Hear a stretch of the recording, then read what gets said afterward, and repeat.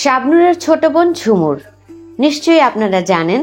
তো এই ছোট বোন ঝুমুর যে গানের সাথে সম্পৃক্ত এবং সেটা শাবনূরের কারণে, সেটা কি জানা ছিল? জানাবো, আমাদের অল সুপার ডুপারের সঙ্গে থাকুন। বন্ধুরা, 2005 সালে শাবনূরের ছোট বোন ঝুমুর কপাল সিনেমায় কণ্ঠ দেন এবং তার সাথে সহশিল্পী ছিলেন মনির খান। তো এরপর থেকে তিনি ওই বছরই 7টি সিনেমায় কণ্ঠ দিয়ে থাকেন এবং গান করেন। তো এরপরে তিনি আবার চলে যান সিডনিতে এবং সেখানে যেয়ে তিনি পড়াশোনা এবং চাকরি নিয়ে ব্যস্ত হয়ে পড়েন। এরপরে দীর্ঘ বিরতি, তিনি তেমনভাবে আর কোনো গান করেননি এবং গানের জগতে আর আসেননি। কিন্তু এবার তিনি আবার কামব্যাক করেছেন এবং এই কামব্যাক করাতে তিনি বলেছেন যে আমি আসলে গানের জগতে ফিরে এসেছি শুধুমাত্র শাবনূরের কথায়। শাবনূর আমাকে রিকোয়েস্ট করেছে যে তুমি এত গান করেছো, তারপর চলচ্চিত্রে গান করেছো, আর এখন তুমি গান কেন করছো না, তো তুমি আবার শুরু করো। তো এই কারণে তিনি আবার গান শুরু করেছেন এবং একটি ইউটিউব চ্যানেল তিনি শুরু করেছেন এবং সেখানে তিনি তার গান রিলিজ করেছেন।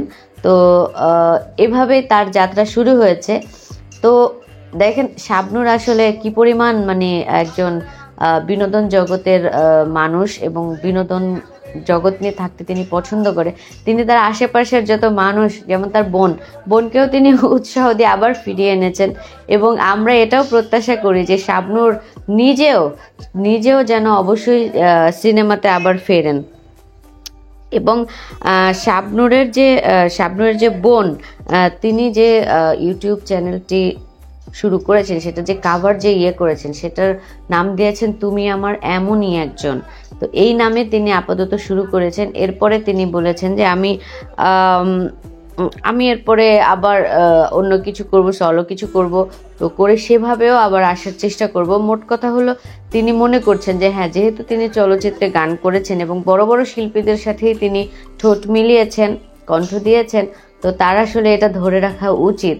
তো এই কারণে শাবনূরের কথায় তিনি উৎসাহিত হয়ে তিনি আবার গানের জগতে ফিরেছেন।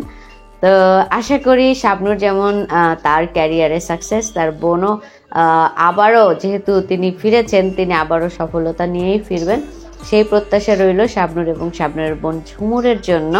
সবাই ভালো থাকবেন, সুস্থ থাকবেন। আজকে এ পর্যন্তই, বিদায়।